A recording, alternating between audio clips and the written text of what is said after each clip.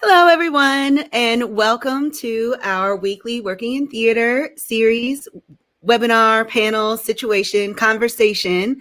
My name is LJ. I'm the founder and executive producer at Maroon Arts and Culture, and I am so excited to be here on this wonderful Friday afternoon, talking to all of you wonderful participants about what it's like to realistically work in theater. So excited about this partnership with Center Theater Group. And just a reminder, we also have open captioning available. The link should be in the chat. We just want to take a moment to thank the California Arts Council, a state agency, and the National Arts and Disability Center at the University of California, Los Angeles for providing open captioning today. We stay in accessibility. As you all know, I like to start off our weekly sessions by calling on an ancestor. Today, I'm going to call on my grandfather, Bernard P. Jenkins. He's an engineer, and he was, he's a person that made things. So I think that that's the perfect energy and spirit for me to bring into our conversation today as we discuss what it's like to be a producer. What does that even mean? What do producers do? And most importantly, how do producers get paid? Okay. All right. So first up, joining us today is Patricia Garza, a person who I really love and admire. One of the first people that I first met when I started working at Center Theater Group. So really, she's mostly responsible for me even being here today. And then next up, we also have Liana Keys, who I met over the summer working on a show. Again, really innovative, really pushing the envelope forward in terms of digital production. So we've got a lot of really interesting things to discuss today. I'll let you all talk about yourselves for a little bit. Patricia, you want to go first? Oh, sure. Just so honored to share the space with LJ and Liana and meet Liana for the first time. So it's just such an honor to share space with you two on this lovely Friday. So Patricia Garza, they, them, she, hers. I'm actually currently working for Center Theater Group as the line producer for special artistic projects. I've been at CTG over about a dozen years now, going on a dozen years in different capacities, but most recently on the artistic team as line producer. And I am going to be sadly transitioning out of CTG on Monday, and I'll be the director of programs and engagement at the network of ensemble theaters. And so I'll be working with ensembles. Yeah. Theater panel.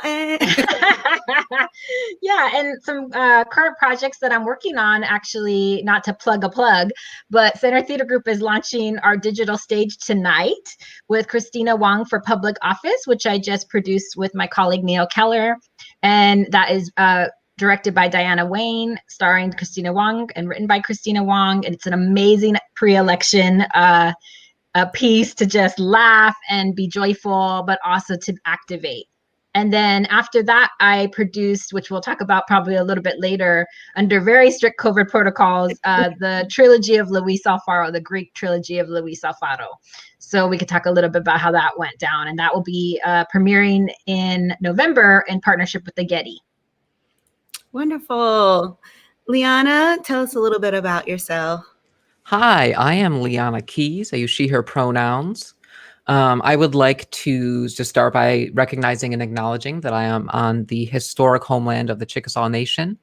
Memphis and all of Tennessee, where I currently live, was the long-established territory for many indigenous peoples prior to their forced removal. LJ, I also want to call upon an ancestor. I love that. I'm going to go a little non-conventional here. I'm going to go to a non-familial ancestor, Monica Roberts, who is a pioneering trans journalist who recently passed away, and is a great source of inspiration to me. So I want to just call upon that and hold all of that truth. So I am the owner, founder of Transcend Streaming. I do fully live digital virtual events. That's theater performances, that's conferences, galas, fundraisers, all that sort of stuff. My primary organizing principle in producing all of that content is to have things be fully live, and also that they are artist forward rather than technology forward. I'm always about hearing what the artists need, what they want to be able to accomplish, and then finding the technological solutions that make that possible, rather than going to an artist and say, hey, I can throw you in some Brady Bunch squares on Zoom.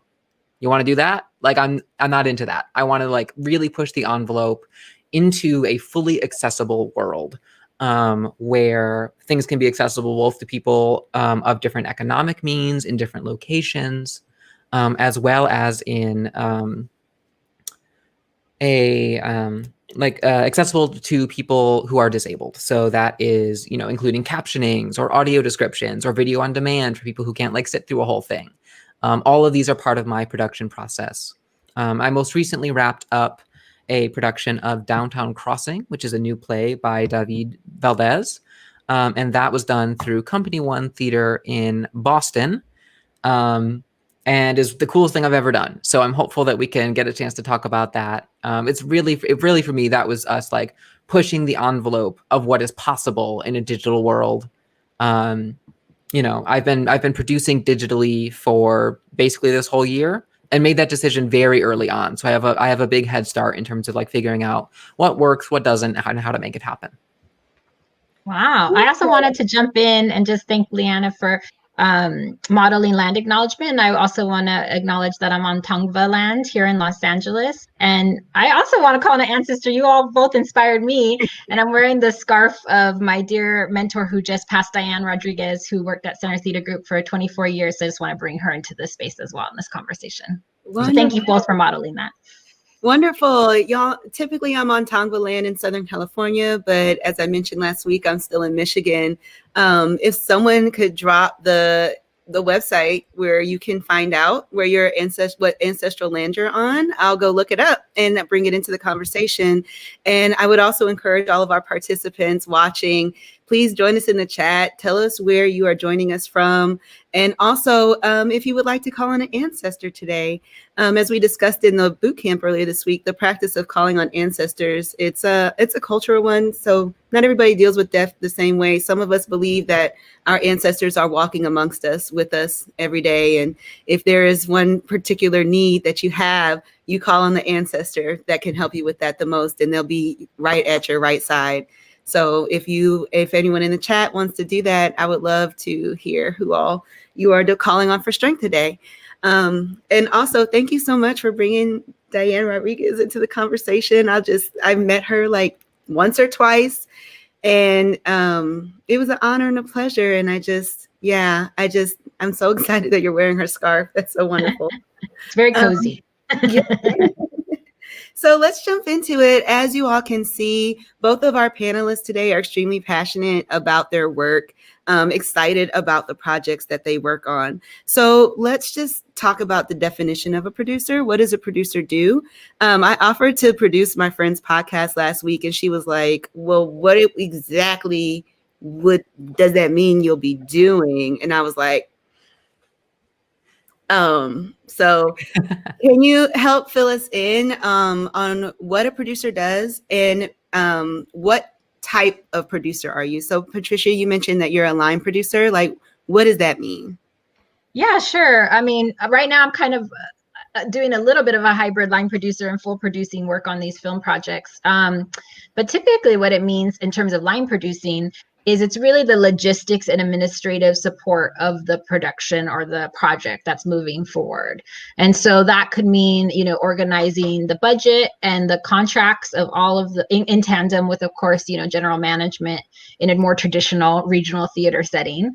It could also range from securing and building the creative team, depending on the projects. So I do line producing for new plays, which I'm sure we'll talk about the difference, but that's a whole other process versus like a production process, a full production process.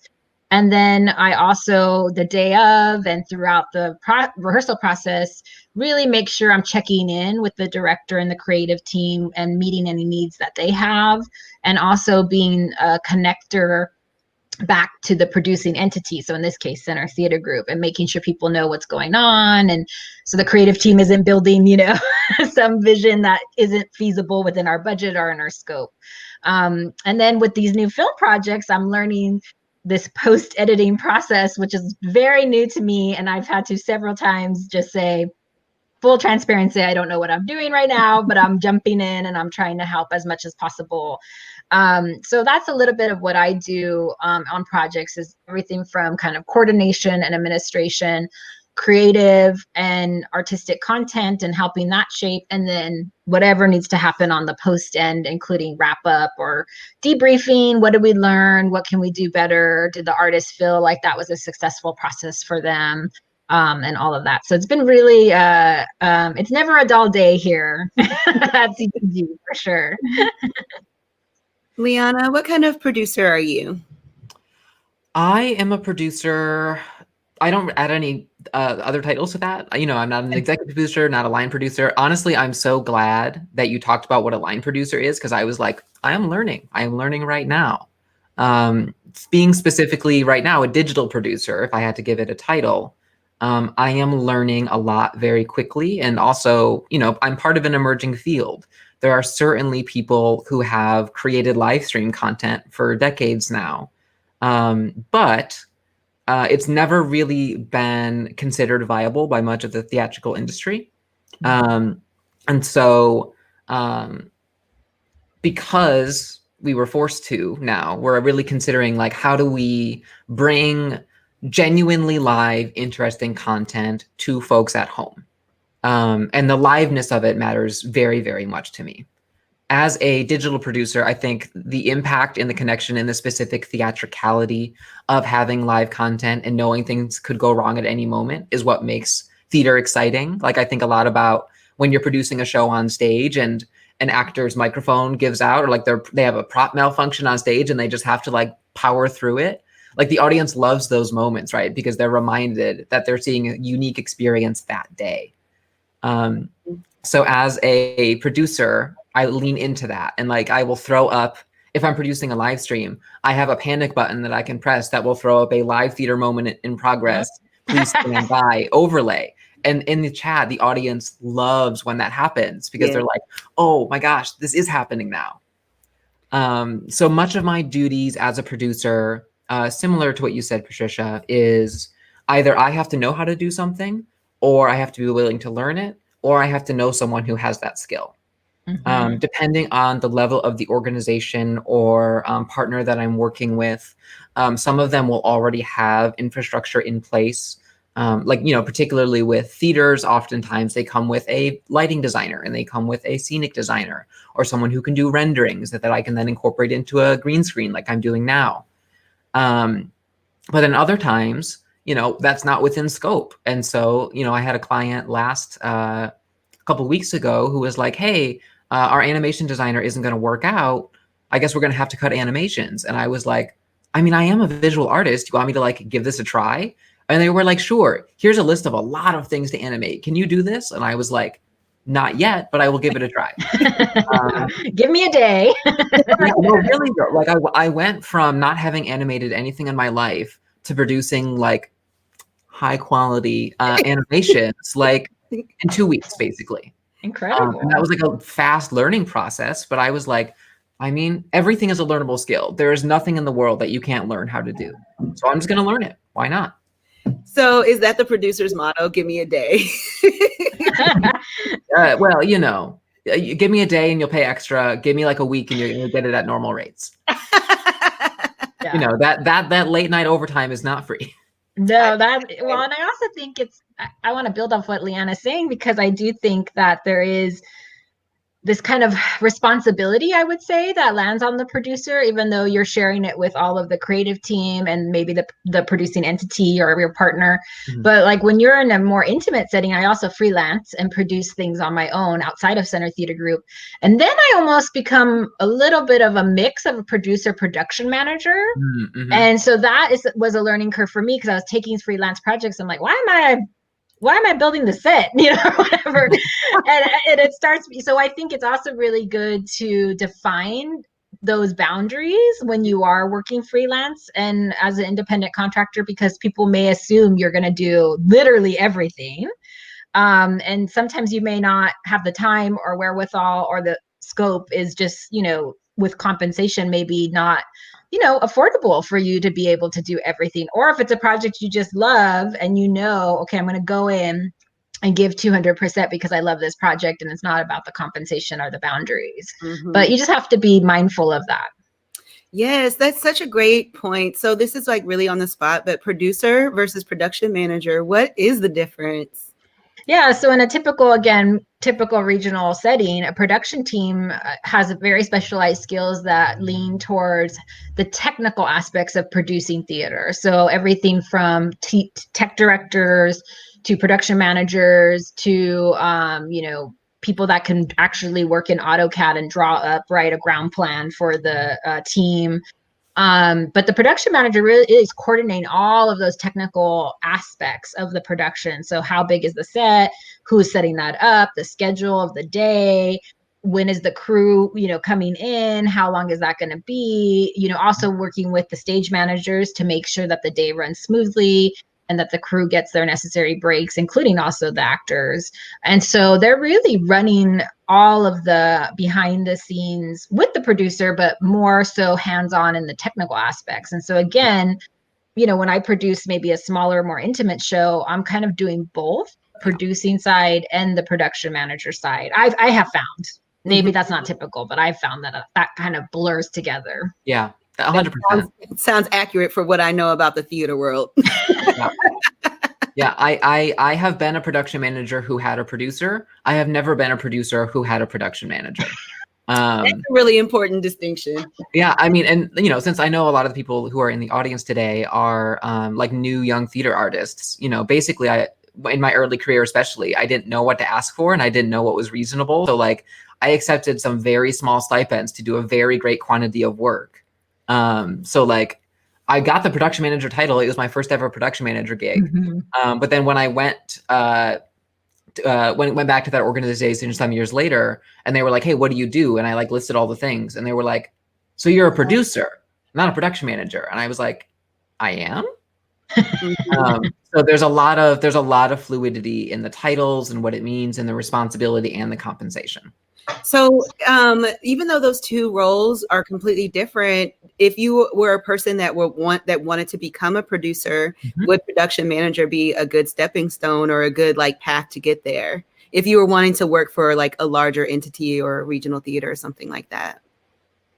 For me personally, they both have production in the name, so we, just to be clear, Yeah, well, for me personally, one of the priorities that I actually started thinking of this mindset in college when I was primarily a stage manager.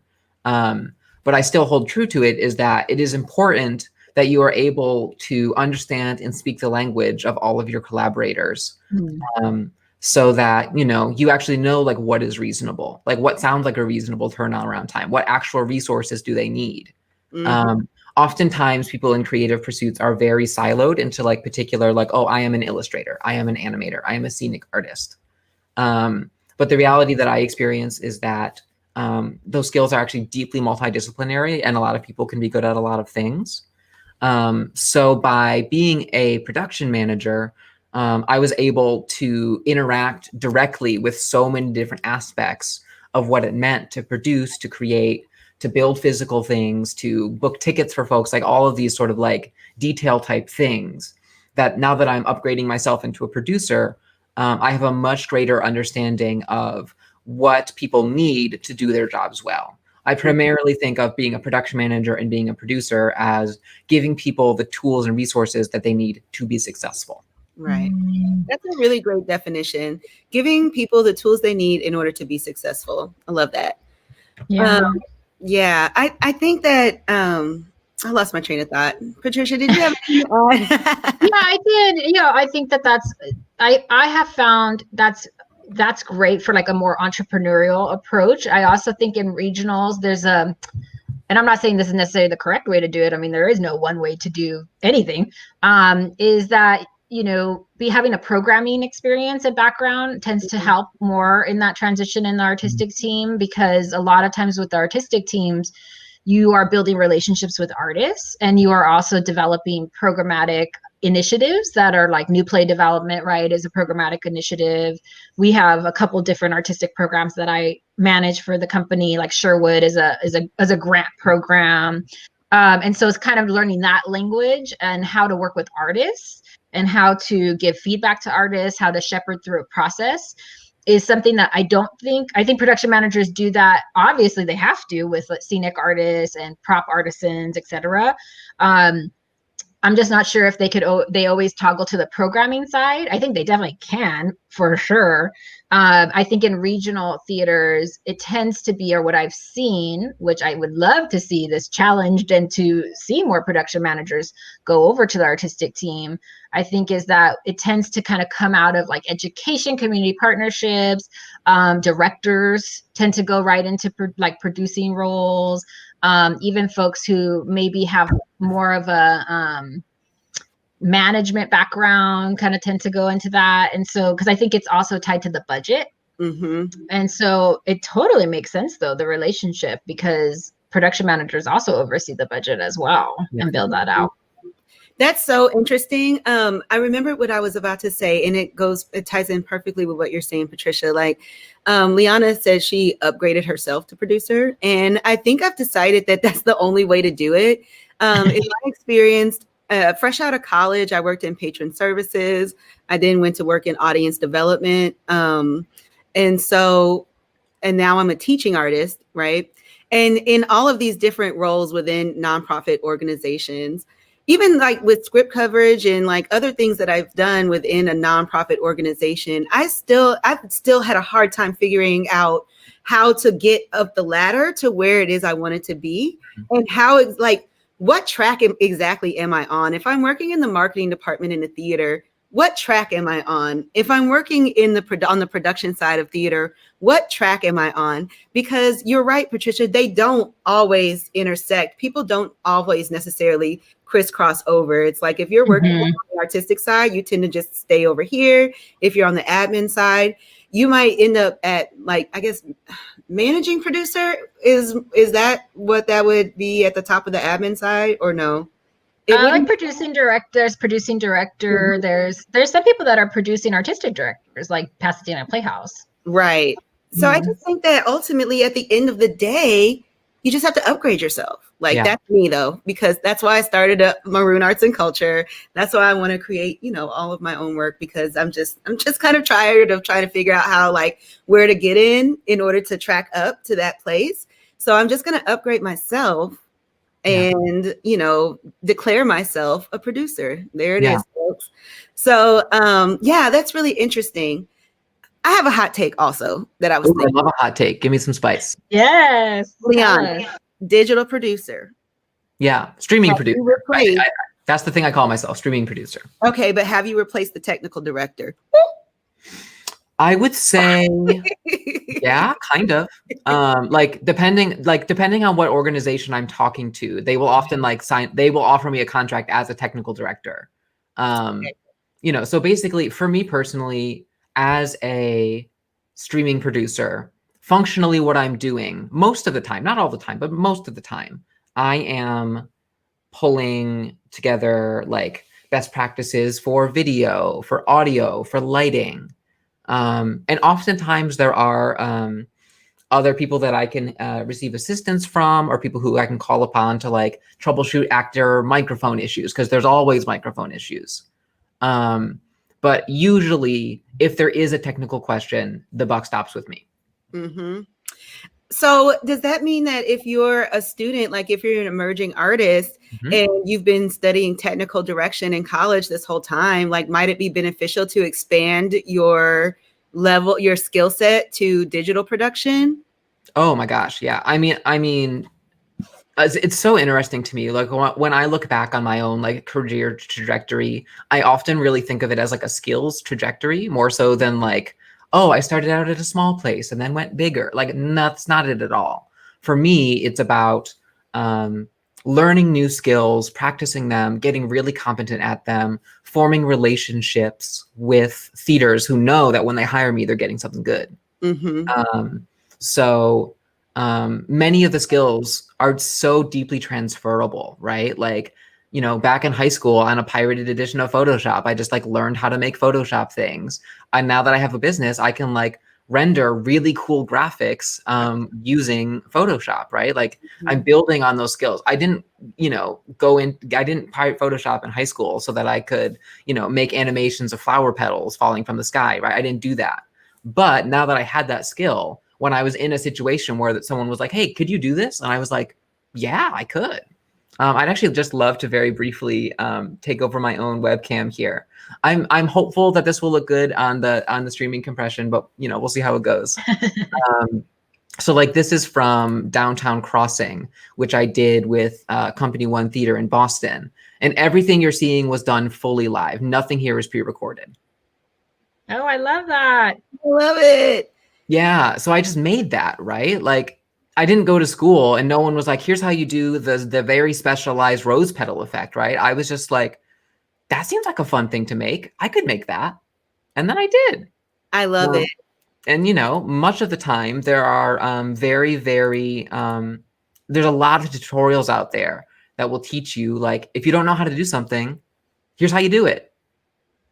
So I do a lot of Googling in my process. There's always opportunities to learn, whether that's through like free resources or through more paid services. I would definitely. Oh, go ahead, Patricia. Oh, I was just going to say too, what I've been seeing is really this evolution of the stage manager role, and how as a stage manager, you have to now be, not necessarily Liana's level, but like really know all of those skills, because you're running Zoom rooms and not just, let me press a button. I mean, you're really like managing people's schedule, letting them in the waiting room.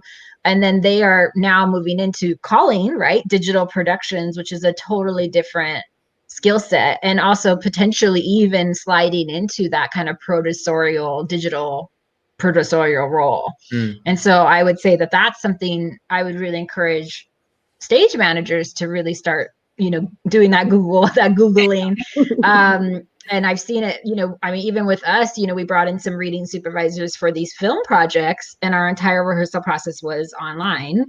And then we had to, day of, they had to run the show like a typical show, but it's film. So it was also about holding and, oh, we didn't get that shot, or we didn't get that mic, picked up. So just learning a new language and not being afraid of it, and knowing that this is theater too, in just a different form.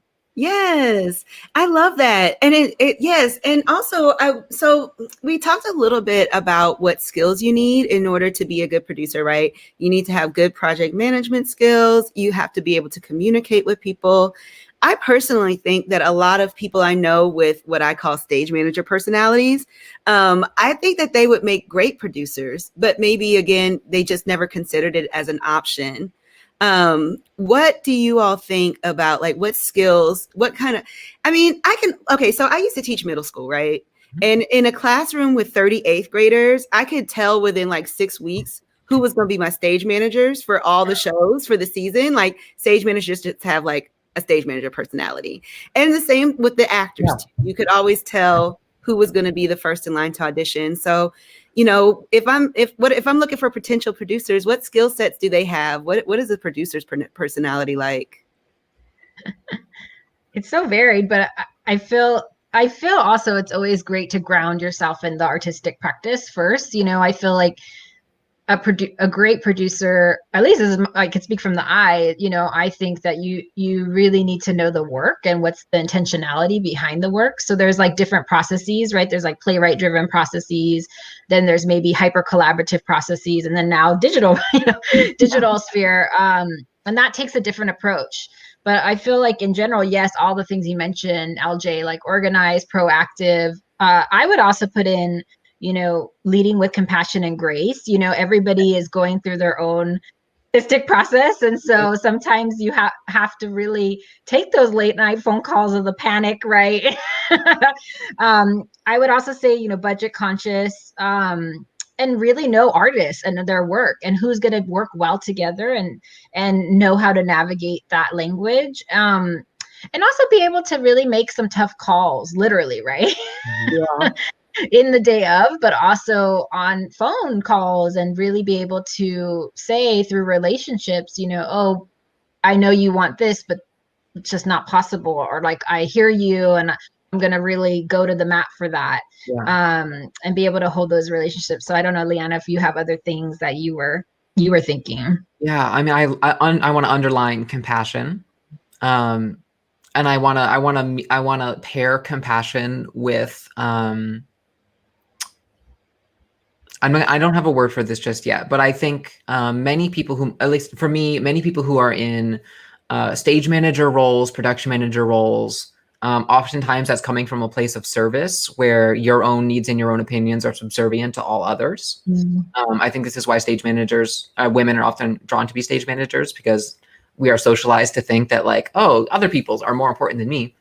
I think part of being a really good producer is having compassion for everyone, and also knowing that sometimes you need to be the person who says, you have said that you're going to do this. The work is suffering because you haven't done this. What do you need to get the work done to where it needs to be? And that can be a really hard conversation that a lot of people find intimidating. But my experience has been, if you're not approaching it from a place of like, hey, screw you, you're not doing your job, you're fired, don't never come to it from that angle. Instead, come to it from an angle of, hey, I've noticed that this cue hasn't been landing the way that it's supposed to land. What's happening in that moment that I can help work through with you so that it works better? Or what equipment do you need to get this to a better level? Particularly in the digital world, I witness a lot of compassion for actors who are being asked to act to a screen, which is an incredible skill set. And like, no one ever taught them that. They're usually asked to be their own technicians as well. That's all very difficult. I have witnessed less compassion towards stage managers and technicians who are also being asked to completely rewrite everything they know. So part of me as a producer, as a streaming producer in particular, is having grace for those difficult conversations and knowing that everyone has the same goal. No one is out to like secretly sink the ship of a streaming production. Everyone wants this to work. So just keeping that in mind is very important. Yes, that's tough. And being a good boss and a good leader is not a skill that everyone has. I don't think that's a problem. Everybody is not good at everything, and nobody has to be good at everything. But there is something to being able to say, I'm going to acknowledge that you're not doing what you're supposed to be doing, but then let's work together to figure out what needs to be done in order for this to get done the way we discussed it. Yeah. Is that something you can practice? Oh, 100%. So everything is a learnable skill. And like, God knows that in various places in my career, I have been a bad manager. Like, I know that about myself. There was one production in the Bay Area where I did not have the best relationship with my costume designer. And the reason for that was because I was given a horrifically low budget to pull off an amazing thing.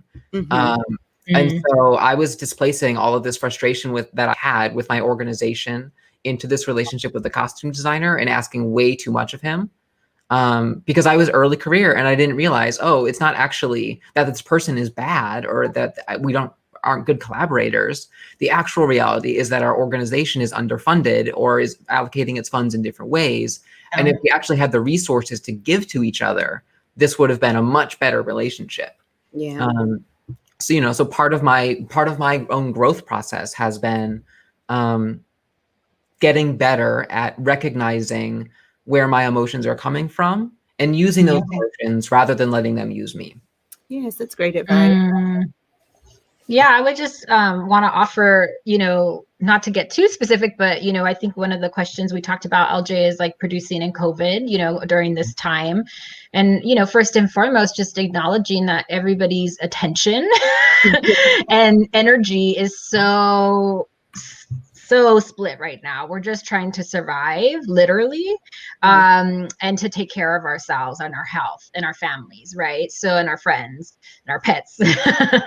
And I know Leanna wants to talk about her pet in a little bit, but but I think, with Center Theater Group and turning to, all these COVID protocols, and big shout out to our operations team that did a lot of the heavy lifting on that. Everybody from, the creative team all the way to the staff had to wear, protective gear and it had to be in these different zones. And there was dozens of meetings, where people were talking over each other and there was confusion and we were learning, And so I think there was a lot of misunderstandings and stumbling along, and everybody was doing an amazing job trying to facilitate something that we've never done. And I kept saying through every meeting, we've never done this before. Like, we're all learning together. It's okay. It's okay if I touch the wrong mask or whatever, let's just have grace and have compassion, and we'll learn and then redo it for the next time. And so I think it was really just trying from the very beginning of the project to say, this is not going to be done the way we've done it before. Yep. And to be okay with that, and to say, like, we're all in collaboration all the time. Yep. And, it's really hard to do a show with full PPE, full N95 and face shield and under the lights. And I kept telling people, it's actually really exhausting. Yeah. And so our normal production schedule cannot work under this circumstances. Even though we want it to work, it probably can't work, and we need to be conscious of what we're asking staff to do, and the cast, right? Their comfortability, being tested and then being maskless during the performance and making sure everybody's, 6 feet apart. And so it's just a very different process. One that Center Theater Group was super dedicated to everybody's safety first. Good. But it also just impacts the art making process, right? It's a different thing. Yeah. So that was just a big learning curve for us. Yeah. I like this discussion because I think part of the reason why I think I would be a good producer is I like confronting things that I've never done before. Like I feel like the best thing about theater is flexibility and improvisation. I love that about live theater. If we didn't love that, we'd go make movies where we could mess up and then just shoot it over again. And so I think that to be a good producer, you kind of have to be able to get into that and confront that, because it's really easy to get boggled down into the struggles and just be like, oh, it's too hard, versus pushing through with everyone's interest at heart. So I don't know. Is that true? Is that is that a thing for being a producer? You have to be into being able to confront things that may seem hard. Does that make sense? Yeah, I think part of the process of, I think, being an early career professional of any type, part of the process of being an artist, part of being an adult human is knowing that you can try something and you can fail at it. And just saying, like, I'm going to do my best. And if it's not great, then I'm going to learn, I think it's very hard for me. Oh, no, right? But like many people, I think, Yes. like if they're not really good at something out the gate, they're like, oh, other people are better than this. Mm-hmm. So I've been watching the YouTube chat here. And Annie Lesser here commented about how Annie feels very unsure trying to sell themselves. So part of I think being a good collaborator is acknowledging to other folks, like, oh, I didn't do that quite right, or that really could have gone better. Or acknowledging also when other people have been lifting you up in that process, right? Like, I always try to give credit to other people who have good ideas. Yeah. And that like builds a collaborative relationship where even if I try something that didn't quite work, we recognize that we're coming to each other from a position of thought partners, from a position of collaboration, where we can build something together that will be better next time, rather than dwelling on this thing failed. Yes. I love that. And I love that. And I think it's so right. And I think it's also important to know to be on top of your stuff, when you're coming and when you do have collaborators. I think, especially if you're deemed producer, like, I think it's also about not wasting people's time. Yeah. I think it's coming to the table and saying, okay, what are we discussing? Okay, this meeting's about this, so let's get this done. You're going to be reliable. You're going to be accountable to yourself, but also to the team, right? And I love acknowledgement. I mean, I think it's so important to not, bask in the glory of, I did this all on my own. I mean, I think and also just to be real and to say, hey, I really don't know what I'm doing here. Let's talk it out. Let's figure it out. I would love your eyes on this. I would love to hear your thoughts. But in terms of selling yourself, I also think it's about the art kind of speaks for itself. You know, I mean, as a, you know, a queer person that's moving about this world, you know, I really make a point when I freelance, particularly because I don't have a lot of free time because have a full-time job. So depending on if you need to juggle a full-time job and then do your freelance thing on the side, I would say just prioritize projects that are really meaningful to you too. Yeah. And that kind of speaks for itself. Like I produce so much at work that I'm like, I really don't necessarily want to freelance a ton, but like, for example, last year, Shakina Nafak, who's an amazing trans artist and activist, came to me and wanted me to produce her one-woman show, Cabaret. And I was like, oh, I would love to work on this. It's called Manifest Pussy. It's amazing. It's so good. It's so good. And I really made the time because I said, you know, my portfolio needs to speak for itself and it needs to put trans people of color first. And so I just made the time and like, you know, told my work and moved some things around. But at the same time, I was at the theater until midnight, you know, working with her and putting up her piece. But it was like really important to me.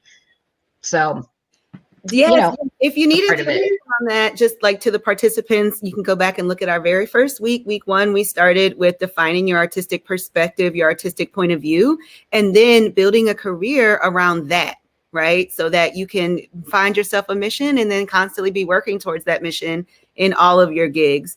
Because like, you know, most of us, we have several gigs. Exactly.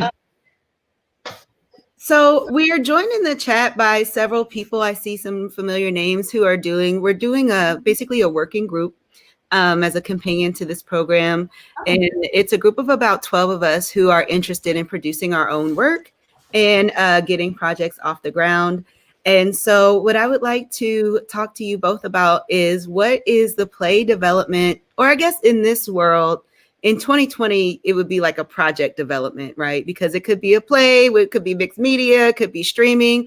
So what does the development process look like for a producer? Where do you start? Like, what's the first thing you do? And what are some of the most important elements that you have to remember in that process? For me personally, I'll start if that's okay, Patricia. Yes, please. Digital world first. So in the digital world, a lot of it is figuring out, I mentioned this earlier in my introduction, but having it be human first, not technology first. And just like literally just having that conversation with everyone around the Zoom table, saying like, listen, we're going to do our absolute best to do some really cool technical things because the art actually will be better if it's not just Brady Bunch squares. Like if we have some elements, I think that can be actually remind people that we're still actually making meaningful art, not just making art because we're panicking. I think a lot of it is this field is so rapidly evolving, knowing that other people have better ideas than you and, you know, learning from other people's their processes. You know, almost every day I like save a link that someone sends me of like, hey, how did they pull this off? What did they do? So I then like, you know, I'm learning from other folks and I'm in conversation with other folks. I think part of being a good producer right now is knowing that you can do everything you can to make a great plan. And then the day of, there's a hurricane in New Orleans and you can't actually connect to that actor in the way that you were planning to. You know, I had one show that I was producing. This was an independent reading of Jean Bordewick's play Now's the Time, which was about the suffrage movement in Reconstruction. And we had an actor who was in New Orleans who basically lost all viable internet connections about 10 minutes to curtain. Wow. So rather than it becoming a matter of like panicking or canceling, it was like, okay, I can get maybe 20 kilobits per second over a phone connection from this guy. What can I do without having to recreate everything to still make this reading happen? Because there are a lot of people here.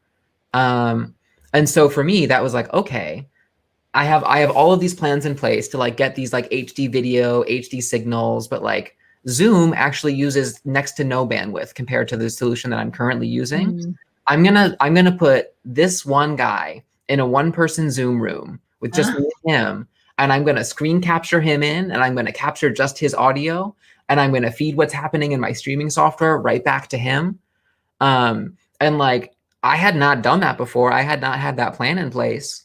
But I knew all of the building blocks, and I was like, okay, if I wasn't freaked out about the fact that I have curtain in 10 minutes, is this how I would do this? Yeah, I'll do it. And then I did, and it worked great. You know, a lot of producing right now is just, you know, rolling with unexpected childcare issues in the background, is dealing with actors who are in Puerto Rico and there are frogs chirping in the background during evening shows, like so many things that we don't have a common vocabulary for. You actually just go like, okay, we're going to do what we can with what we have. And what we have is this particular actor in this situation.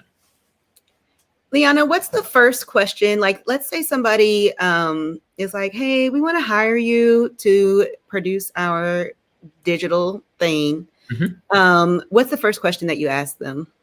Or what's the first piece of information you need to get from that person or that entity? Yeah.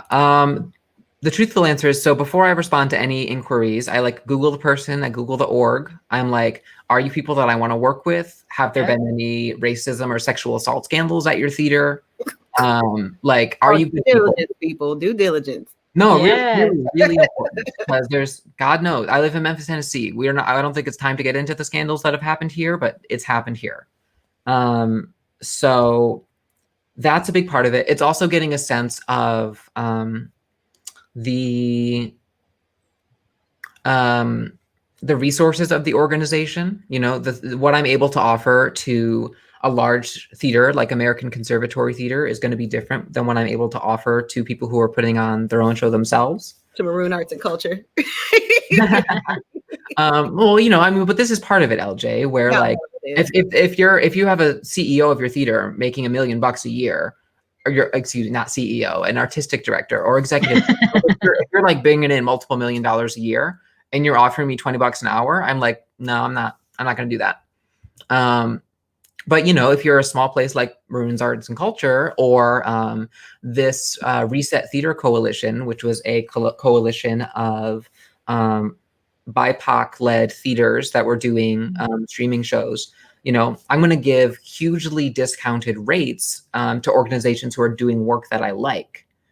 I also, another thing that I do before I ever ask any questions of them is like try and gather information around who's getting paid and how much on that show.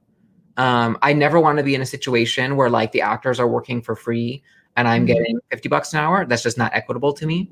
I don't want to be in a situation where I'm making $15 and you know, the director is making $50 an hour. Like, pay equity and like the equal contribution of all of these important collaborators is important to me. So some of my early conversations around working with folks are like, who are you? Do you produce in an equitable manner that I never want to go into a production being hired by someone and then feeling gross about anything that they ask me to do. I want to be able to stand behind any decisions that a partner asks me to convey to people. Yeah. So that's important to me. And then of course, you know, there are the logistical questions, right? That's like, what we have. Give me some logistics. Yeah. But you know, I want to ground it in the actual ethics of it, because ethics are important to me. But the logistical questions, the logistical questions are, you know, what level of production quality are you looking for? Is this going to be like a green screen situation, or are we mostly going to have talking heads in different arrangements? Have you done anything like this before? Yeah. Do you have in-house talent that can stream and produce things already that you're just looking to amplify? Are you looking for a consultation where we can just like talk through your options, or are you looking to actually like hire me to do stuff on the day of?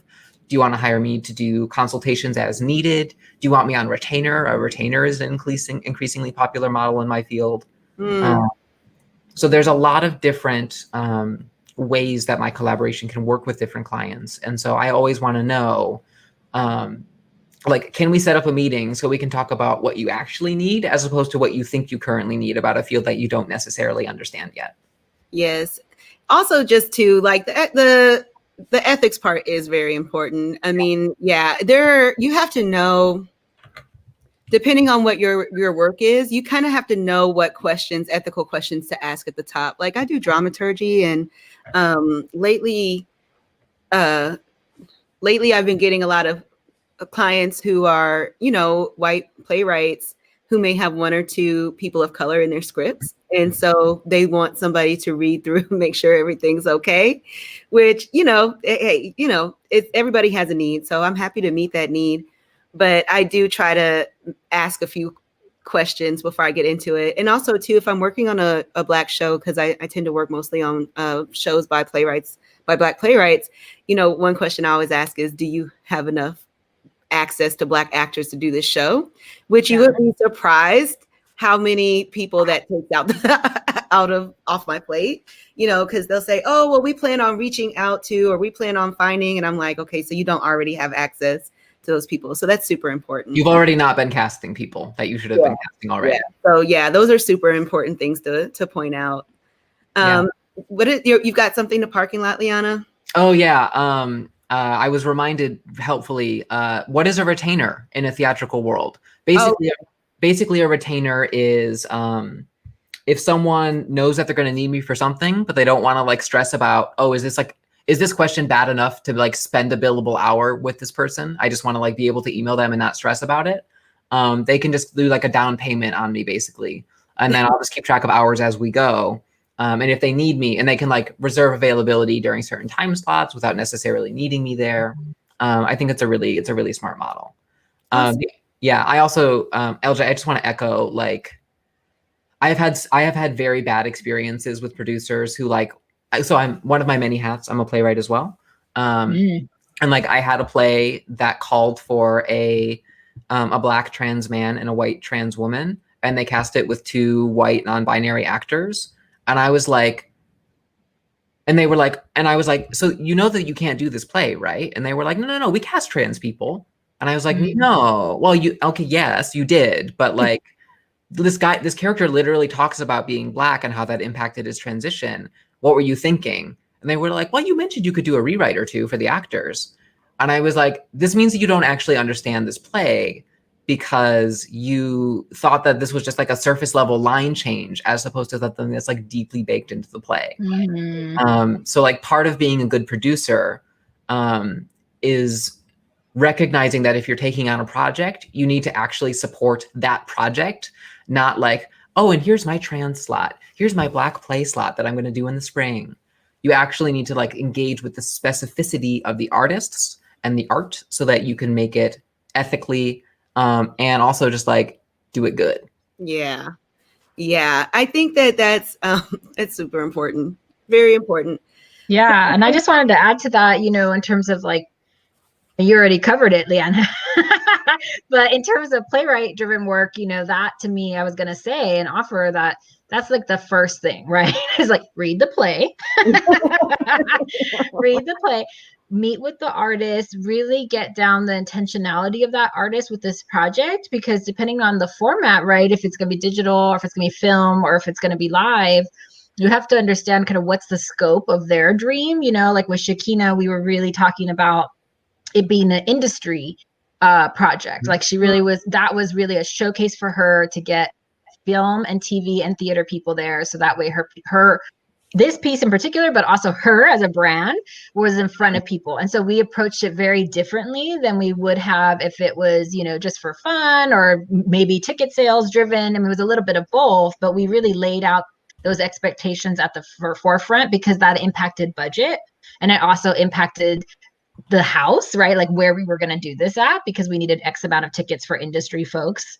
But she also wanted to make her money back. So it was all of these goals that we had to set up. And then also like what was best for the piece, right? Like artistically, that it wasn't going to be in some shoebox, because she needed, musical, production level quality, sound system, for example.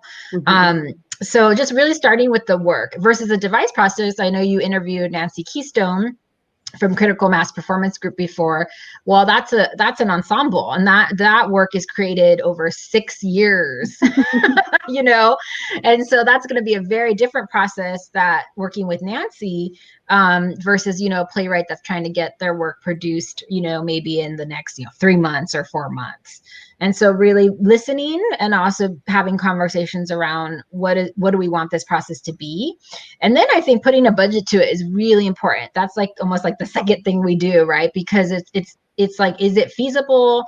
Where's the funding coming from? If it's coming from a producing entity, they know how much it's going to cost. And so the artist isn't having to always compromise like way down the line, right? Oh, we ran out of money, so, you know, we're just gonna cut that actor or whatever it is. You know, we want to really make sure, right, that the integrity of the piece is kept intact, and that you as a producer are not put in the uncomfortable situation of having to then, oh, we ran out of money, or oh, we didn't budget that, or, you know, and things come up. Obviously, that's where there's contingency. But for the most part, right, you want to go in knowing exactly how you're going to approach the work financially and also artistically.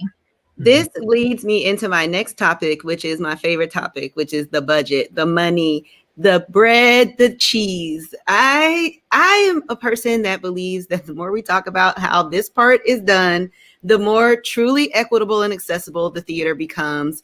I asked everybody on camera what their annual budget was last week. And I shared mine because it's like $5. It's important $5, LJ. You're doing good work. But I upgraded myself to producer today, so we'll see if that increases my budget line. So we talked about retainer models. We talked about all these different ways to get paid, but like, how do producers get paid? That's my first question. How do producers get paid? And my second question is, what are the most expensive things on the budget when you are making a budget for a show? That's a great question. I also want to offer, and I know I sent this to Camille, so maybe she could put it in the chat, the difference between commercial producing and then like other types of producing. So with commercial producing, like on Broadway, you know, there's an investor model. And so This American Theater just put out an article that there are 8 BIPOC producers coming together to form this fund called the Industry Standard Group. And Sammy Lopez is a good friend of mine and is part of that founding membership. And I just want to give them a shout out and put that article in the chat, because this is really revolutionary in terms of how commercial producing is going to be investing and producing in funds on Broadway. And they are taking, I wrote this down, they're taking philanthropic gifts, not only from BIPOC folks, but also from allies. And that's really going to go into building this fund that will go into eliminating or at least lowering the risk of these folks' investments in these commercial producing entities. So that's super, super important that Broadway and commercial producing is getting kind of a new way, a new model of working. So that's incredible. And then also, you know, in terms of your question about the budget, I would say, and Leanna, maybe it's different for your digital sphere, but in terms of a typical show, people, I would say a lot of money is going to people. So cast, and also when you're paying a fee to cast in a regional model, obviously we're also paying benefits. So like if they're in part of a union, or if they have, you know, workers' comp attached to them. So it's not just like their fee, it's also all the fringe benefits that it comes along with paying those folks. So hopefully people first, to your point, human first. Yeah. And then, you know, obviously in the film world, we're finding that that's going to be a big chunk of the budget, right? Is the film entity that we're partnering with to get this actually on film and edited. So I don't know, Leanna, if it's probably different a little bit in your world. Yeah, well, I'm in a fortunate position where I actually have a specific experience to talk about here, which is that I've been production managing or producing the Bay Area Playwrights Festival for the last 5 years, which was, you know, obviously in person, and then this year was fully digital. Yay! Shout out to Beth. That's where I met Liana. Hey. Yeah, hey. Did great work in it. Also, just I'm gonna change my background here. Do not be alarmed. I'm very proud of my work, so I'm just gonna throw some on there. I love it. All of these distractions that, like, Liana has all of the technical advancements. We'll get into them in a little bit, though. Yeah. So the biggest change for us in that festival was we didn't have to pay San Francisco scummy landlords a ton of rent money to like put up all of these amazing artists. Like we didn't have Airbnb, we didn't have plane tickets, we didn't have like the environmental impact. That's so interesting. Like we were able to like reallocate all of those funds into like outreaching to theaters who ordinarily would not ever be able to attend an in-person event in San Francisco. We were able to pay our artists more. We were able to hire professional PAs rather than asking interns to do it. You know, we didn't have to worry about a set design or anything like that, especially for organizations that have that don't have their own theater space, where they're like ordinarily putting a huge amount of their budget just towards like renting a place to get butts in seats. It is so vastly cheaper to produce. I'm not even going to say cheaper. It's more affordable. And it also, you know, just opens so many more doors to collaborators. Like in that festival, I had one show where I had actors in Hong Kong and Taiwan and also New York, literally a 12-hour time zone difference. Wow. And so we were able to produce better work that was more vitally important because we were not spending money on Airbnb, on airfare, and on like cars. Snack. Like, yeah. Like get the artist paid. Yeah. And in terms of what is the most expensive thing in digital productions, it's usually me. Yeah, I mean, you have all of the skill set, right? You're the technical director. You got the technology for the scenic design. You know, it's one thing to have an idea, but it's another thing to have the skill set to bring it to fruition. Yep. Right. So what about, how do producers get paid? Like, I've upgraded myself to producer today, as you all know. I made my title on the screen here. So how do I get paid now? Well, it depends on the model, right? I mean, I feel like I work for a regional theater, so I'm part of the artistic team, so I get a salary. So that's nice, bonus. So that's an option, right? If you go like full-time employment at an artistic institution. And sometimes that is the most sustainable to some folks, right? That's something they feel comfortable with. They have the health benefits. They have a kind of 9 to 5-ish. I mean, not really. Right. Producing's never 9 to 5. But then when I freelance, it goes a couple different ways. And I'm sure Leanna has different models too, depending on the situation. Like sometimes if it's a project I really believe in, I may do like a profit sharing split with the producing entity or the producing artist, or I say, you know, if it reaches this threshold, right? Like if you could pay yourself back, then I'll take a cut or whatever it is. Sometimes it's very minimal. I'll say, okay, based on like an hourly rate that I feel comfortable with, you know, which I have a whole kind of formula for. Yep. I say, okay, it's going to be this amount per hour, or I'll just round up and say, okay, it's going to be this stipend depending on the budget size. Yep. So it really depends. Sometimes I do volunteer if it's something really, I think that I could set really clear boundaries. And if it's something, again, going back to that artistic mission that I really feel like I either need it in my portfolio or I just want to gift my time. I do that less and less as I become, you know, obviously older in my career, because time is money and I'd rather be at home, you know, snuggling my wife and my dogs. And so I think it's also about, you know, you have to at some point have a realistic conversation with yourself and say, I can't do things for free. Yeah. I just cannot. Yeah. And that may mean that you pass on some really cool things. But if they don't have a budget to pay you, that is probably a budget that is a little bit red flaggy, because then you're going to be working and asking, to your point, Leanna, I think you said this about ethics, like yep. You don't want people working for free, like hundreds of hours. That's just, I mean, that's just unsustainable. And so I think it's also that. And then I think just having those, like a good resource I could have Camille share is Artist U. They have a free booklet online where you can actually calculate an hourly rate based on like a couple of different questions that they have you go through. So I'll put that in the chat, but I would love to hear it, Leanna, because I know you have like a whole business. Yeah. So similar to you, it's different models for different occasions. I believe anyone who's working on a project should get paid in one way or another. And I tend to avoid paying people in exposure because exposure kills. So, and also like the other thing that it does is that it provides, it gates who can participate in your art, right? you're going to get very different artists in the room if you're asking everyone to work for free. Yeah.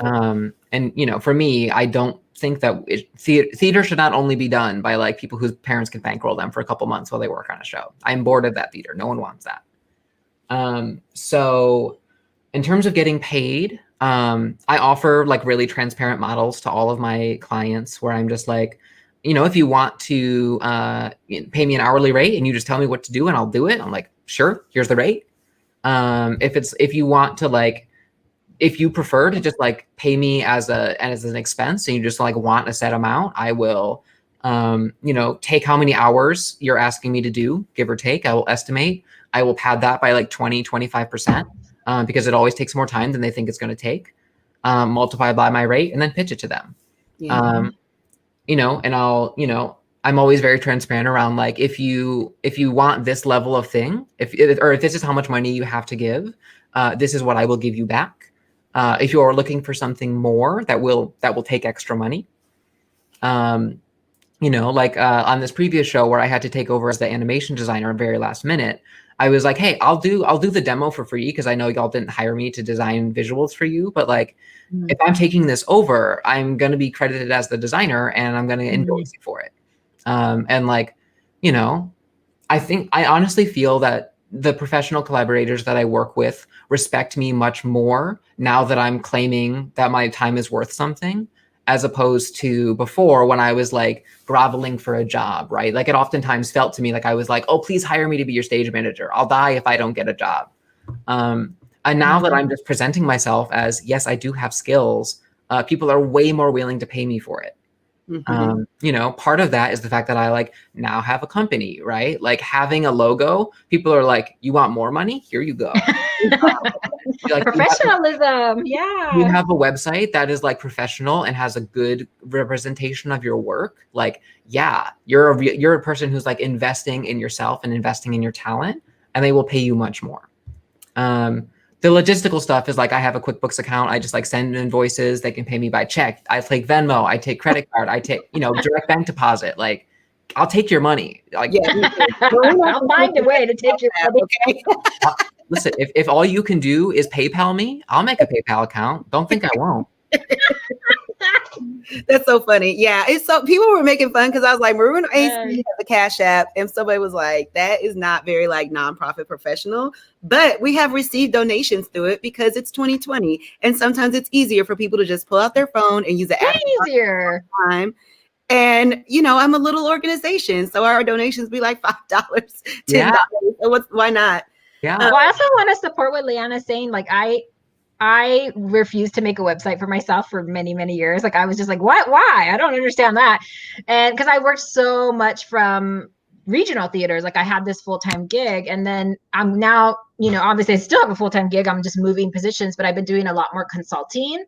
And I just felt like, and not to say, I also, there's a lot of equity issues around professionalism and like True. Who defines that, and just acknowledging that. But I also feel like it was really hard for people to like get a hold of me.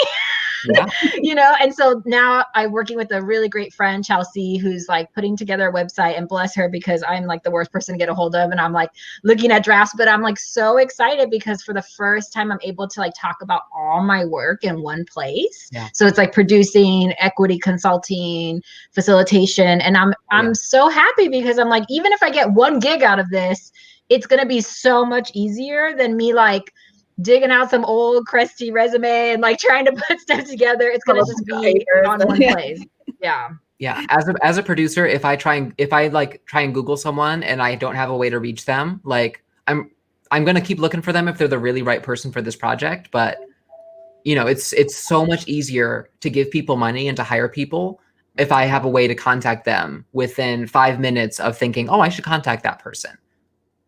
Yeah, absolutely. It's so funny. Yeah, it's like a running joke for me at this point because everyone knows that I do not work for free. And so it's just like, but I mean, nobody should work for free. We are all super talented and we all have valuable skills. And I just encourage everyone who's watching and everyone who's watching on the replay to take advantage of this booklet. I can't wait to get into it and calculate hourly rates for yourself. Yeah, it's great. I actually when we were in the boot camp last week, I think we talked about this a little bit. And I was, when you're making a budget, even when you're producing your own work, you have to figure out how much it's going to cost you to work on your own show, right?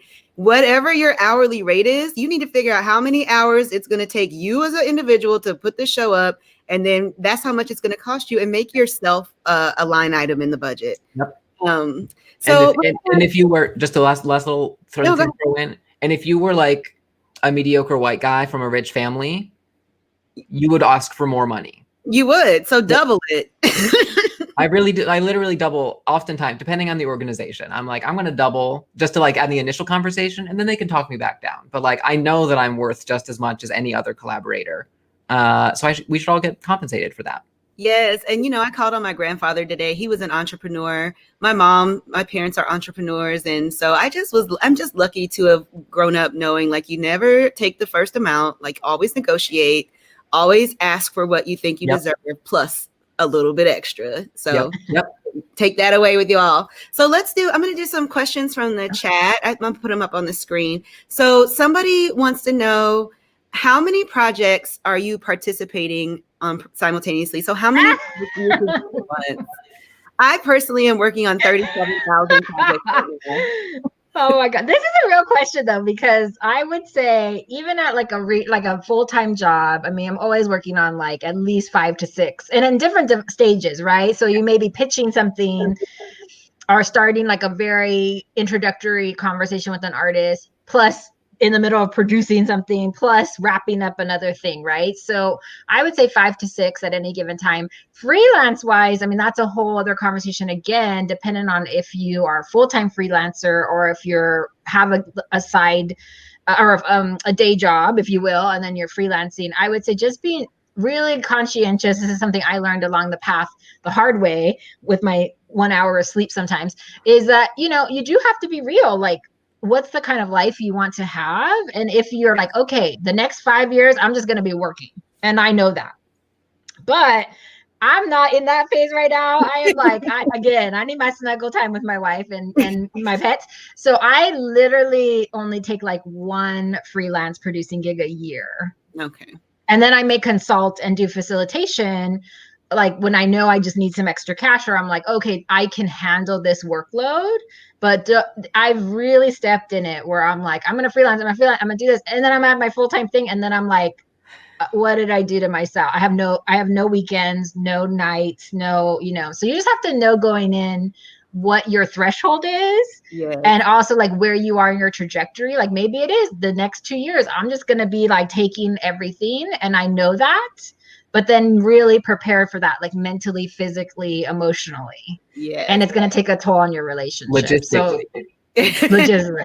So I don't know about you, Liana. Yeah. Liana, how many freelance gigs does it take to make a full-time job? Well, I don't believe in full-time jobs for myself personally. Unable like to.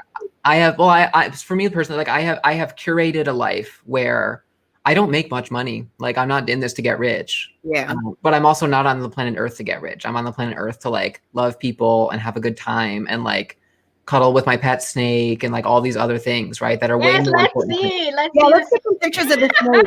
It ties into the next question anyway. Go for it. Okay, folks, content warning. If you are not a snake person, the snake is gonna look very large, but that's only because he's green screened. He's actually very tiny. It's gonna come on screen in just a moment here. So this is my assistant snake manager. He sits next to me on my desk. He's over there behind the green screen right now. He's actually about he's the size of my hand, maybe at a maximum. He's the light of my life. He's the best. So I would much rather than killing myself working all the jobs to do every possible thing on the earth, I would much rather hang out with my snake, read a book, watch stuff with my girlfriend, have a good time that way. I think especially when you're in the sort of nonprofit hustle mindset, it's must always be working, must always have income, must be booked out a year in advance. Especially when I was first graduating, that's what I thought I needed to be like. Mm-hmm. And the actual reality is, if you are good and you have friends, not networking, but if you have friends who do work, work will come for you, right? you know, and I recognize that I am saying that as someone who has educational privilege and white privilege, that, you know, I imagine that my name probably pops into people's minds before other people who are just as deserving, because I do hold certain privileges. But like, I am also a queer trans woman. So like, you know, I'm sure there's a lot of mediocre white guys who get thought of before I do. The important thing here is that when deciding what you're up for, you need to balance it against your life as a human being, that you are more than just the amount of work that you can do. You're more than like the Facebook posts or the Instagram posts that you can make about, you know, oh, my show is opening, everyone come see it. It is much better to be, you know, keeping, for me personally, like I would much rather have a lower standard of living and a work-life balance than, you know, be making a ton of money, but also like not have seen someone I loved for non-COVID reasons in months, right? Yeah. I think it's also about like, it goes back to Brene Brown, you know, the gifts of imperfection. And I know Camille's going to laugh at me because I talk about her and everything, but you know, this idea of like productivity as self-worth, you know, and I think that when we're emerging, we that's how we define our worth and our enoughness, you know. And I think that we just have to know that we are inherently worthy of like love and belonging. And sometimes we just have to accept that it's okay. It's okay to turn it off. I may not be feeling well today. I need to like not take this gig. I need to not do. So I think it's also just calibrating that. But I would say, you know, oh, look at that. There's ASM. Sorry. He's just, you know, I love it. I love it. Yeah. And so just being able to have those check-in points with yourself about, you know, I meditate every day, but you know, what is that for you? Is it that cup of tea? Is it the snake cuddles? Is it the book, you know, moment where you have that to reset? Because then you're not going to have enough to give to these artistic projects. If you're just like going from project to project to project, you're not necessarily probably being as thoughtful as if you took that moment for yourself. Yes. So I'm loving that this producers panel is highlighting some of the other topics we discussed, because that makes sense, right? Like the producer is a person that's like kind of overseeing a lot of different branches, but just like starting with your own artistic perspective, marketing, how to market your work, self-care for the artist. These are all things that we're trying to cover in this series. So thank you both so much for bringing it up, man. Yeah. I'm on the right track. So as you all see, Liana's got all of the good technology surprises. We do have a question from the chat. What are some of the programs you would recommend to help create a better virtual production? She also has provided some links that are on the Padlet. So I know that the link to the Padlet was at the top of the chat. So she's got some informational links there if you want to go look at that. But Liana, what is your input? And also Patricia too, because I know that you've been working. I probably cannot. I'll be listening. Yeah. Okay. So I'm gonna show you something first, and then I'm gonna tell you how I did it. This is the coolest thing I've ever done. Oh, I love it. This is fully live. This is not pre-recorded. Like if you were turned into a stream, that's what you were watching. One of those actors is in Boston, and then one of them is far from Boston. And so it's captionings that are happening live with the script. It's actors who are comped into a car. They're all green screened. We have audio mixing. I'm so proud of this moment because this is what the script called for. And, you know, we wanted to do something that was like actually interesting. And the way that I'm doing this effect is with green screens, of course, and then compositing everything together in a program called OBS, which is the Open Broadcaster System. I particularly use the Open Broadcast OBS Studio, but there are other branches of it as well because it is fully free software that is community developed. So people have made a lot of progress in making tutorials. Anyone can download this right now. It works on Macs. It works on PCs. I do a ton of training in this program for organizations and for individuals who are looking to take their streaming level from people in Zoom squares to something where you actually have control over backgrounds and actor positioning on the screen and sound cues. OBS is an amazing thing that is very common in streaming communities and in gaming communities. So there are a lot of tutorials online for free that you can just go and just watch them, like go ahead and download OBS and just like goof around a little bit. Oh my God, I'm intimidated, but that's been on my to-do list for like 3 weeks. It's intimidating until you remember that basically all you're doing is you just like drag a bunch of stuff into your scene and then you just like click and drag it around. Like, so like normally I'm doing this like fancy thing where I'm like transitioning between different sort of things that I've built, but I actually can do this live if I really wanted to, right? I can go and just like drag this thing around on my green screen. I don't know why I'm so tickled by that. It's fun, right? I know, we're like, ooh. Yeah. And like right now, right, this is like on my green screen layer, so it's behind me. But if I wanted to, all I have to do is like click and drag, and then suddenly this is in front of my face because it's on a different layer. I think a lot of people are like, oh, I'm not technical in that way. I don't know how I could possibly do that. And the reality is you could learn it. Everything is learnable. Thank you for that encouragement. I'm going to get into it this weekend. It's been on my to-do list for a while now, but I know Maroon Arts and Culture's got a consult coming up with Transcend. You can help me. We've got another question, which I think is an important one. Do you create a contract with your fellow collaborators? It's to Liana, but I think that Patricia also, you might have some input here. Yeah, Patricia, I just been talking. You want to go first? Yeah, sure. I mean, definitely, yes, 100%. If I'm the lead producer on a more intimate project like that, I'm kind of helming with like maybe one artist or one producing entity that's a little smaller, then yes, I always insist that contracts are created, even if it's very simple one-page MOUs, like memorandum of understanding, where it's not this like 10-page LOA where they're they're having to like, I think it's really just about your own safety. And I also create one for myself. I never, even if it's just like me and a friend that is going to work on something, I think it's really important. And sometimes it turns people off, I think it's really just about communicating like, hey, this is for both of us. If this is for both of us. Who wants to work with that person? Like, you need to make sure that stuff is in writing so people get compensated and credited correctly. Correct. Compensated and credited correctly. Those are both of those things are very important. I just wanted to absolutely. And it's also just, I think for your own safety and protection, especially if money's involved, like if I'm investing my own money, to know what I'm going to get back, to know what the financial arrangement is. You never want to be in a situation where you're putting money down and you're not having something in writing. Yeah. So I know, Liana, you probably have a whole structure, but that's kind of how I would do it.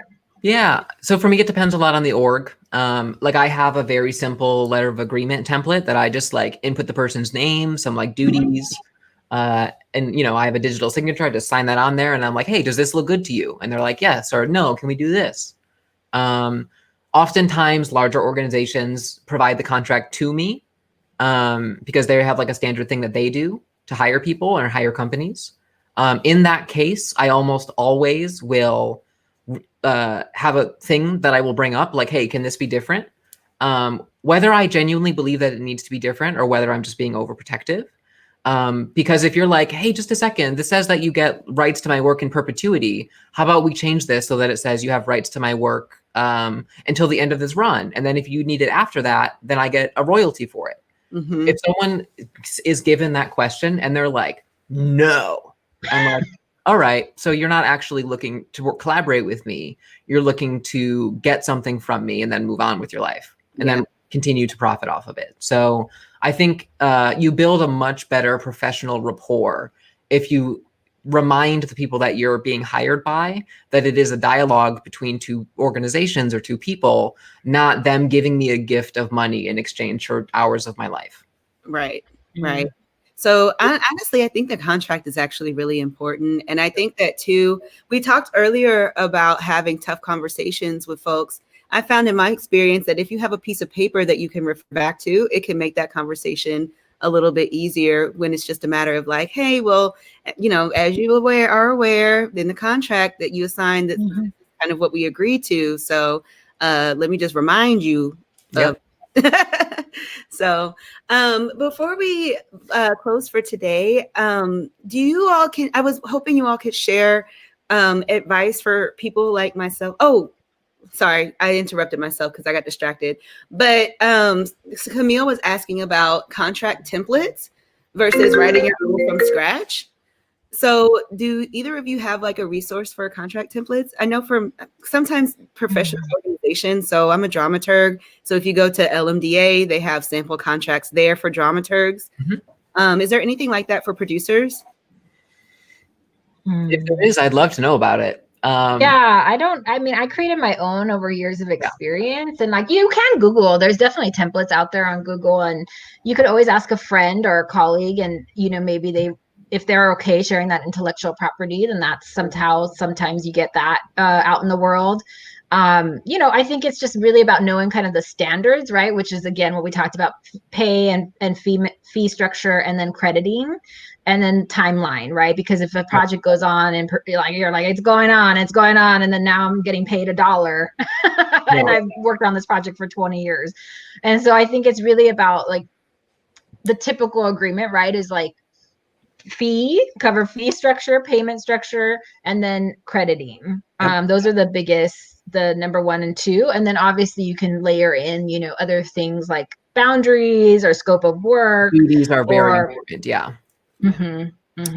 Awesome. So what is your advice for people like myself who are interested in producing their own work? If you're a playwright, for example, and you really have a show that you feel passionately about, and you want to produce it yourself, or what is your advice for people who want to produce their own projects? Sometimes, like, how do you start? So for me personally, a lot of it is about the collaborators. Like if I'm thinking about making a piece of art, I'm like, who do I have that I'm like already that I want to work with, who will either, fill a role for me or will be a thought partner in like making something cool. I don't ever want to throw money or throw time at a thing that I don't actually think is going to be that fun to work on.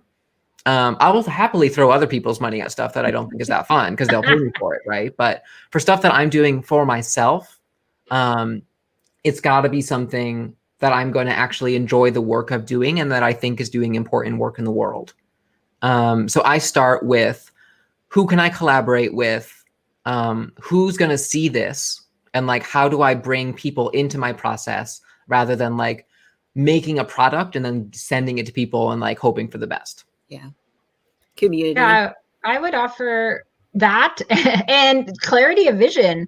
Maybe you need these thought partners to get that clarity, but I do think that it's really important to just know, oh, I want it to be this scale, or I want it to be this, and you can explore that. But I think just having a little bit of conversation with yourself about, what is this process? Is it a developmental process? Is it more about the process versus the product? And then starting to bring in collaborators, because then people know that expectation. And then I always go back to the money, right? Just knowing what's the investment here, where is those funds coming from, because that's also going to dictate, who you bring into the space and also the scope of the project. Wonderful. You guys are so aspirational. I'm so happy I got to speak with both of you today. One thing I was hoping to get to that I didn't get a chance to is whether or not you all know of any educational programs, training programs, workshops for aspiring producers. In my experience, it's one of the fields in the theater that is not very frequently taught. I know that, for example, the National Black Theater in Harlem has a soul producing residency, and it's one of the few producing residencies that I've been aware of. So if you're a Black theater artist, definitely check it out. But do you all have any sources like that? And if you can't think of any on the spot, you can email me and I'll put it on the Padlet for the workshop. Yeah, right away though, the Oregon Shakespeare Festival has their FAIR program, and they have a producing fellowship, and that's what in rep, right? So that's a very robust fellowship. And then Cal Arts has a MFA in producing. So those are two that just like came right away, and they have substantial little bit of substantial finances. I mean, it's an expensive program to go to, but they also then produce their own work there with the other MFA students. So that's a good hands-on program. That's really cool. I didn't know about that. Yeah, they have it. And I think, yeah, they still have it. Yeah, because I know somebody who just recently talked to them. Cool. In terms of what I'm doing, there's like the whole free internet, but there's also my own website here, which you should go to if you're interested in learning more about like who I am, what I do. And like I said, I teach so many workshops in OBS, in online production. universities love to give me money to then, so that their technical director doesn't have to completely learn a whole new system and buy a $2,000 computer. So if you are a student or a recent student, or you have connections to an organization, talk to the people in power and say, hey, I attended this really cool talk. Here's a link. Can we hire Liana to come and like talk to us? She offers a free consultation for the initial conversation. So just like send that to folks. And then, you know, you'll learn all sorts of really cool things, either through a masterclass or a lecture or a talk.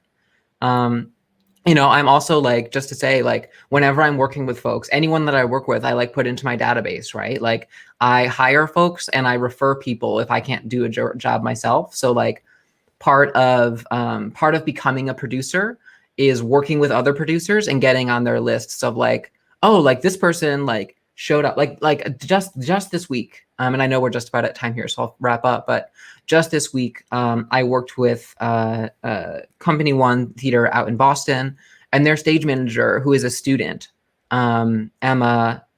I actually had never heard her last name out loud, but I believe it's Knives. Emma. Of the last 10 stage managers that I've worked with, either professional or student, Emma is like easily top 3. And so she's like, even though she's still just a student, quote unquote, is going like at the top of my overhire list anytime I need someone to like do a digital streaming event. And like, has she produced the thing? Not yet. But like, do I think that she has that potential? And will I like hire her if I need an assistant? Hell yeah. Awesome. And also me. That's great. You'll also have Yes, upgrade. Hell yeah. Listen, pitch yourself. Do it. available for producing gigs. In addition to my 37,000 other projects. This has been so wonderful. I just really appreciate you both taking the time to hang out with us today. And I can't wait to come back next week with my blue screen and my, yes, LJ producer, that's me. I love that. Yes. I'm gonna have a blue screen. I'm gonna have the Maroon Arts and Culture logo floating above my shoulder. It's gonna be a total. There you go.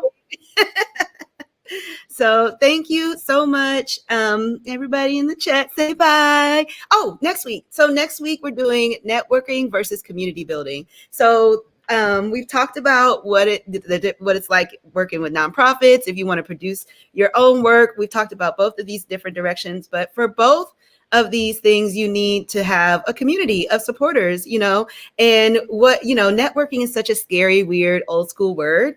What it's really all about is community. And I did not think about this, but the reason it is phrased in this way is because Patricia Garza recommended Emergent Strategy by Adrienne Marie Brown to me. Read it. And it's now like the model for my organization. And it even came up last week when we were in conversation with Nancy and David. So thank you for that recommendation. And again, check out that book. Thank you both so much for your time. And thank you. We will see everyone next Friday for networking versus community building. Wonderful. Have a weekend. Happy election. Go